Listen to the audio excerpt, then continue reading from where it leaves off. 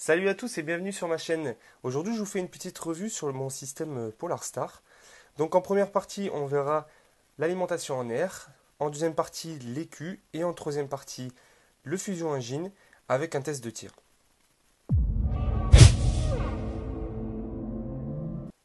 Ok, l'alimentation en air.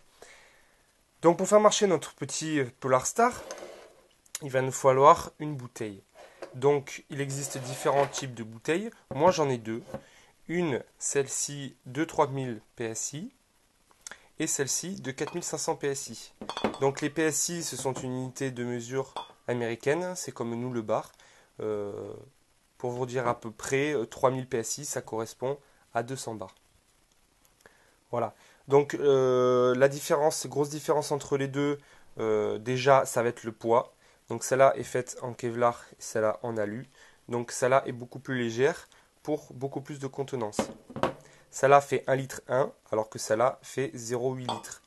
Avec celle-là, je peux tirer environ 4000 billes, et celle-là, je peux en tirer que 2000. Voilà. Mais bien sûr, l'inconvénient, celle-là, elle coûte beaucoup plus cher, environ 180 euros, contre une soixantaine d'euros pour celle-là. Donc on va faire les tests avec celle-là. Donc ma bouteille, voilà comment se constitue une bouteille de paintball.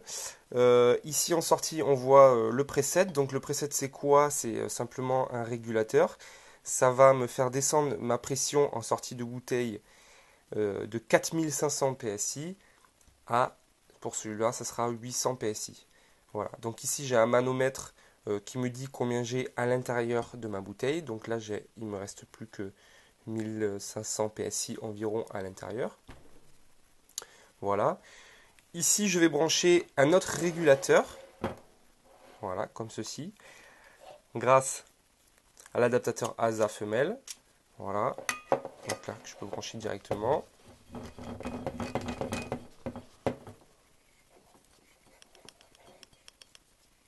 Voilà. Ici, j'ai quoi? Mon petit manomètre. Alors, ce régulateur-là va servir à quoi? Ça va servir à me descendre mes 800 PSI d'ici à des PSI à mon réglage que je veux. Donc, ce qu'il faut savoir, c'est que pour le système Polarstar, la gearbox accepte de 80 à 120 PSI. En dessous de 80, il n'y aura pas assez d'air pour envoyer les billes. Vous aurez aussi des défauts de recul du nozzle, etc. Et au-delà de 120 PSI, vous pouvez avoir des problèmes dans la gearbox, dans le fusion engine. Voilà, donc moi je l'ai réglé à 110 PSI. Ici, grâce à une vis sur le côté, là, voilà, que je peux monter ou descendre. Donc là, je ne le fais pas, mais voilà comment ça se fait. Si je visse, ça va me descendre mes PSI, et si je dévisse, ça va me les monter. Donc voilà le petit manomètre qui indique combien je vais avoir de pression à la sortie du régulateur. Donc là, je vais envoyer de l'air. Voilà. Là, je vois que j'ai environ 100 PSI, donc là, c'est normal. Ça descend en fonction aussi de votre capacité de votre bouteille. Moi, il me reste plus que 1500 PSI à l'intérieur, donc ici, ça joue un peu. Hein. Donc, il me reste 100 PSI. On va faire un petit test de réglage. Vous voyez, si je dévisse, mon aiguille va monter. Voilà. Donc là, je la règle à 110. Très bien. Ok. En sortie de régulateur, j'ai mon Mamba. Donc le Mamba, c'est ça. Avec, en fait, la particularité du Mamba, c'est que c'est un tuyau torsadé, voilà, que je peux étendre. Après, j'ai ma purge on-off. Alors, donc cette purge-là est pas mal du tout. Avant, j'avais ça. Hop là. Avant, j'avais ça. C'est bien et pas bien. Donc ça, c'est tout simplement on et off. Hein. Ici, j'ai mon air qui passe. Et là, ça coupe mon air. Le souci de ça, c'est que c'est pas très étanche. Et pour l'étanchéifier, c'est un peu le bordel, quoi. Ça me change un peu plus la vie. Alors, ce système, c'est super. Dans cette position-là, j'ai aucun air qui passe au-delà. C'est ma bague ici, si je la pousse ici, j'ai mon air qui a passé. Vous voyez. Voilà.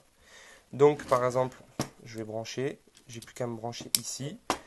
J'envoie mon air à l'intérieur, donc là mon air passe, je peux tirer. Si je veux enlever mon flexible, je recule ma bague. On a entendu un pchit, en fait, ça a purgé tout l'air qu'il y a à l'intérieur de ma gearbox, ici. Donc j'ai plus de pression ici. Ça a aussi coupé l'air qui arrive, bien sûr, de la bouteille. Et là, je peux enlever mon flexible, tout simplement. Voilà, donc moi ce que je vous conseille c'est ça, c'est super. Et puis c'est étanche. Ensuite si je veux enlever ma bouteille, ben, c'est facile. Je dévisse ici. Voilà.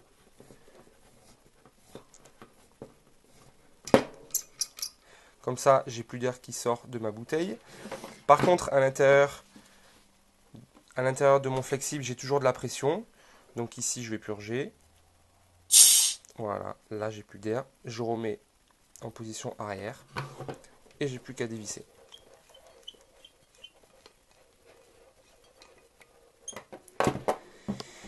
Voilà pour l'alimentation en air.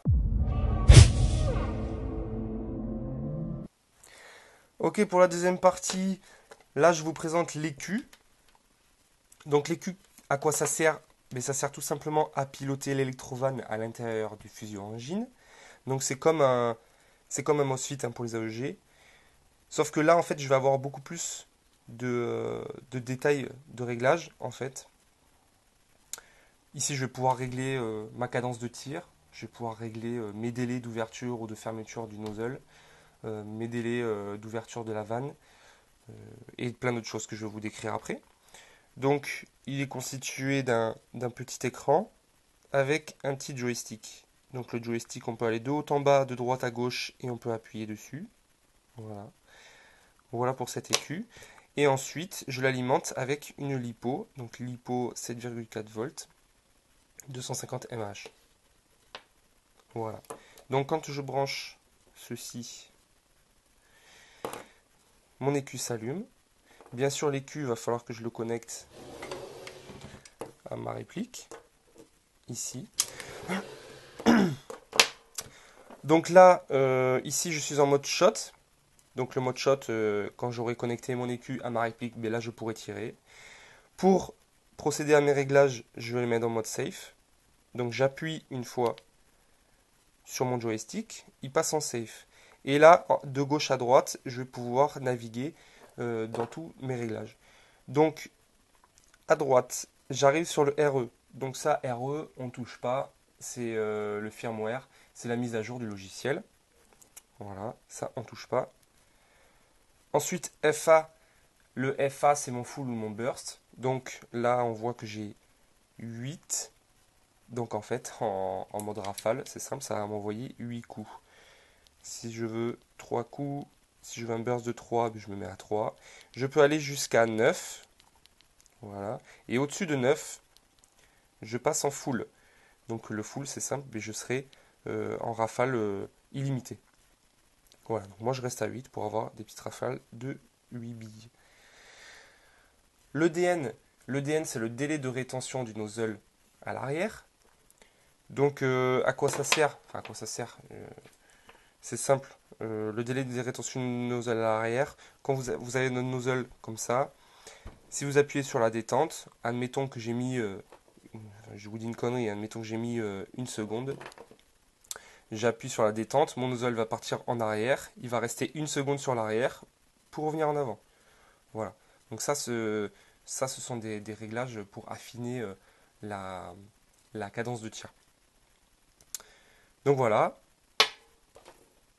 Voilà pour mon DN. Ensuite, j'arrive sur le DP. Le DP, c'est le délai d'ouverture de la vanne d'air. Donc ça, c'est assez important en fonction de la longueur de votre canon. Je m'explique. Moi, par exemple, j'ai mis 21 pour un canon de M4 classique. Voilà. Et je passerai sur 18 pour mon canon de CQB. Pourquoi? Parce qu'en fait, on ne va pas envoyer la même contenance d'air dans les deux canons, c'est logique.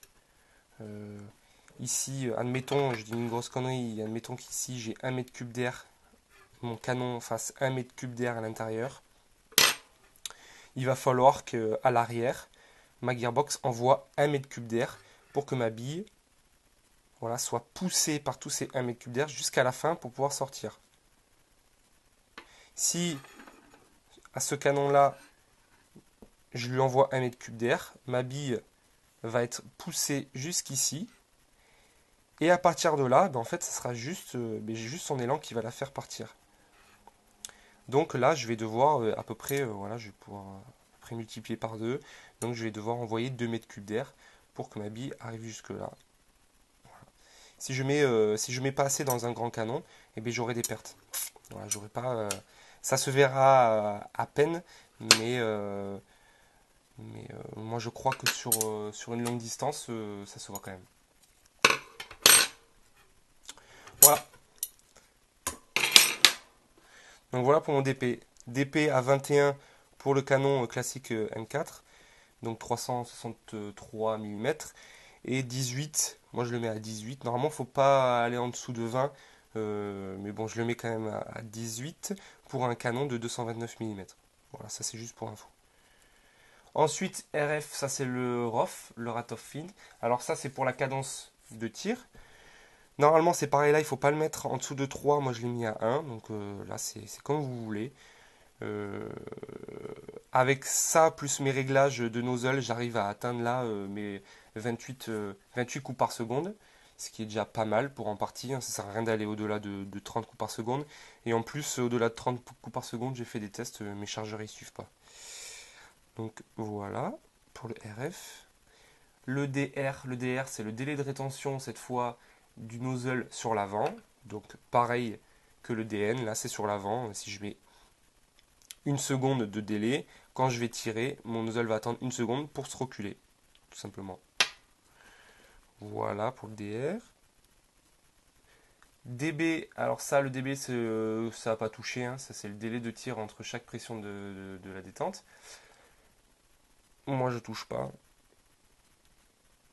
Le CB, alors ça c'est pas mal. Closed bolt mode, pardon. Mode closed bolt. Je l'utilise, je le mets sur on. Alors je vais vous expliquer ce que c'est pour ceux qui ne savent pas. Dans un AEG classique, dans un système airsoft classique, mon cycle de nozzle se fait comme ceci. Quand j'appuie sur la détente, j'ai mon nozzle qui part sur l'arrière, qui engage une bille, qui rentre dans le hop-up et qui m'envoie l'air. Tac, et ça m'envoie la bille. Le mode closed bolt, ça inverse. J'appuie sur ma détente, ça m'envoie l'air d'abord, et ensuite ça me fait un mouvement de nozzle. Donc bien sûr, le premier coup, il n'y aura pas de bille qui va sortir. Ça va faire pshit, hop, comme ça. Le deuxième coup, pshit, tac. Voilà. La seule différence, le mode closed bolt, c'est que l'air part avant le mouvement du nozzle. Je trouve ça beaucoup mieux. Pourquoi? Parce que déjà ça fait moins de bruit. J'ai remarqué que mes rafales étaient plus groupées. C'est le système plus ou moins des paintball, donc c'est beaucoup plus fiable à mon goût. Et ça améliore la réactivité de tir en mode semi. Vous verrez tout à l'heure dans les tests de tir que j'arrive à avoir vraiment un mode semi très rapide, quoi. Un peu comme les paintball. Voilà pour le mode CB. Ensuite, qu'est-ce qu'on a? Le AS Auto Switch Mode. Alors ça sert simplement à inverser les commandes de tir. Donc quand je serai en semi, j'aurai ma rafale. Et quand je serai en rafale, j'aurai mon semi. Moi, ça ne me sert pas. Ça vous sert à vous, comme vous voulez. Le LB, donc ça c'est le lipo monitor. Ça on ne touche pas. En fait, ça va servir à quoi? Il y a 4 positions. Je connais que les 3 premières positions. Alors le 0, c'est le LB sur off. Le 2, c'est pour une lipo de 7,4 volts. Et le 3, c'est pour une lipo de 11,1 volts. Le 4, je ne sais pas ce que c'est. Donc moi, je le règle sur le 2. Voilà, c'est pour ma lipo de 7,4 volts. Voilà, donc si je dis pas de conneries, ça va servir à vous avertir quand votre batterie va arriver en fin de charge. Voilà. Donc je sais pas, franchement, je n'ai pas testé, je sais pas ce que ça fait, mais ça se trouve, ça doit faire un bip en fait. C'est pour ça qu'il faut bien la régler en fonction de votre batterie. Donc là, à 2 pour le 7,4 volts. Voilà. Et normalement, ça devrait soit vous arrêter de tirer, enfin vous faire arrêter de tirer, soit par un bip vous avertir, quoi. Voilà pour le lipo moniteur. Allez, nous voilà pour la troisième partie de la vidéo consacrée aux Fusion Engine. Donc voilà ma M4 Custom, équipée pour l'Arstar. Donc si je l'ouvre, on accède à la gearbox. Voilà, ici. Donc on voit bien, que c'est adaptable avec les AEG normaux. Donc bloc op-up normal, V2. Ici j'ai un bloc op-up donc MacBool avec un joint Madbool et un canon SHS 603. Moi je vous conseille d'avoir de la très bonne cam. Ok. En ce qui concerne le canon, le bloc op-up, le joint, surtout les chargeurs et surtout les billes aussi. Ok. Sinon vous aurez des problèmes. Donc là pour ma gearbox, ce qu'il faut savoir c'est que il y a plusieurs types de nozzles. Notamment il y en a 6. Donc le vert ici, ça c'est le moins puissant qui va de environ 310 fps à 360 fps. L'or ici de 350 à 400 fps. Le bleu 380 à 330 fps. Le noir de 420 à 470. L'argent de 450 à 510 fps. Et le rouge de 500 à 590 fps. Voilà. Donc pour changer la puissance, il suffit juste de changer le nozzle. Vous pouvez aussi faire des réglages au niveau de votre régulateur avec les PSI. Hein. Moins vous aurez de pression, moins vous aurez de puissance, bien sûr. Si vous êtes à 120 PSI, vous aurez plus de puissance qu'à 80, c'est logique. Et puis vous pouvez aussi faire des petits réglages sur le délai d'ouverture de la vanne d'air, mais ça c'est infime. Hein. Donc voilà, pour démonter le nozzle, pour changer le nozzle, rien de plus facile. On va d'abord démonter la vis qui est au-dessus.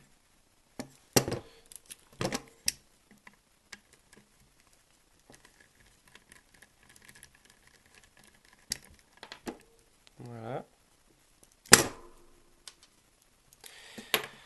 Ensuite, en dessous de la gearbox, on a deux vis. Je vais d'abord dévisser celle de droite, celle avec la tête plate.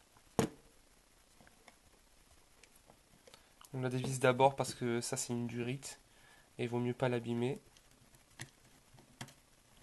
Voilà. Et ensuite, la vis de gauche.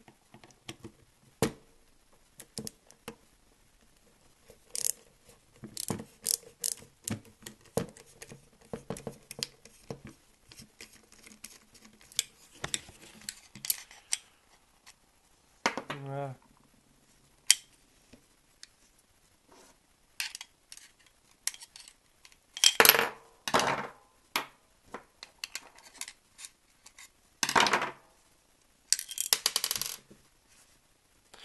Ensuite, on peut dévisser le cylindre.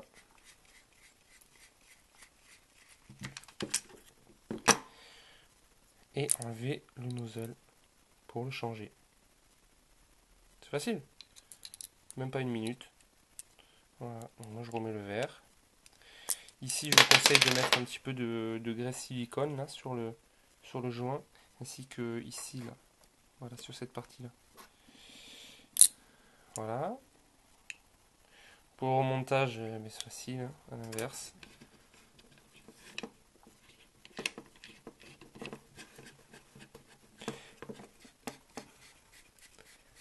On visse à fond, on aligne les méplats, ici là. Je remets ma dernière vis.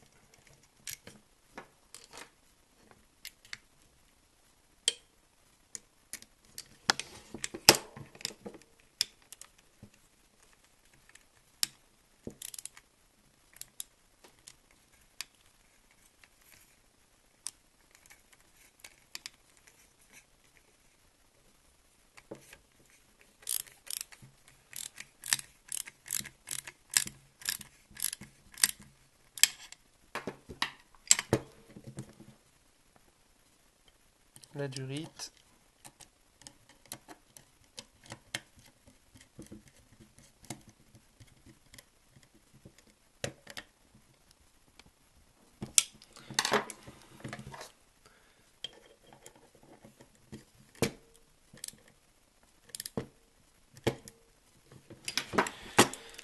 Ainsi que la vis d'au-dessus.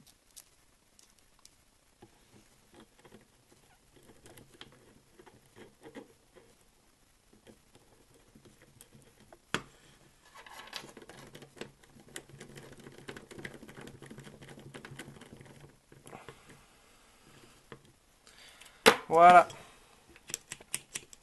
On vérifie que le nozzle revient bien sur l'arrière. Et c'est tout. Donc là, je vais vous faire un petit test de tir. Donc je connecte ma batterie à mon écu. Voilà. Je connecte mon écu à ma gearbox en faisant bien attention aux fiches là. Ok, que ce soit dans le bon sens. Voilà.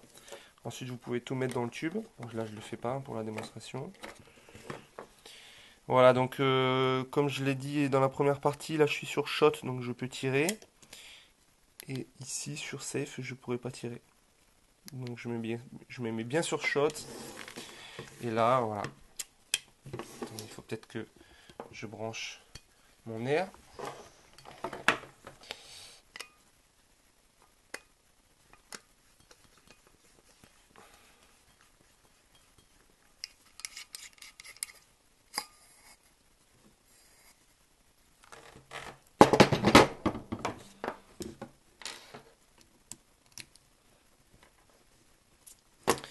Voilà.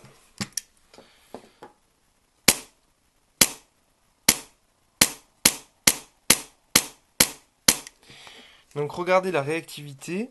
Là, on voit bien que je reste en arrière et en faisant des tout petits à-coups, et puis je peux tirer. Vous voyez, c'est vraiment infime. Ça, c'est le mode closed bolt. Voilà, là, j'ai juste à faire à peine des petits à-coups. Ça tire. Vous voyez la réactivité.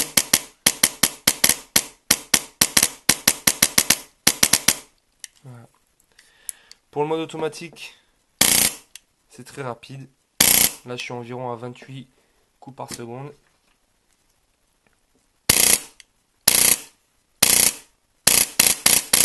Je peux déranger ma rafale, il n'y a pas de souci. C'est propre.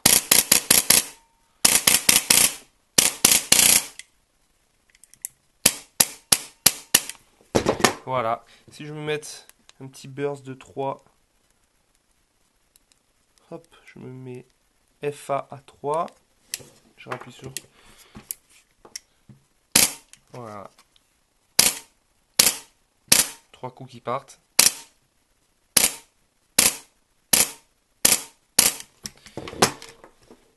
Si je me mets en full auto.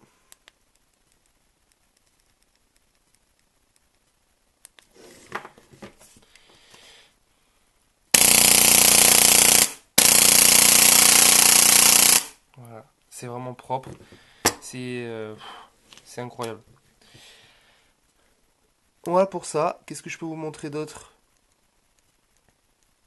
Mon ROF, on va voir la cadence de tir. Donc si je l'augmente par exemple à 10, on va voir que ma cadence de tir sera plus lente. Vous voyez? Si le RF, je le mets un peu plus, tac tac, on va le mettre à 20.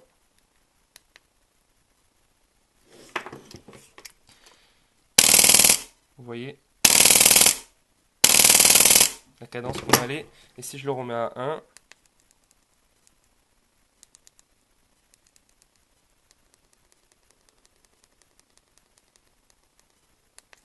voilà. Ça n'a rien à voir. Hein.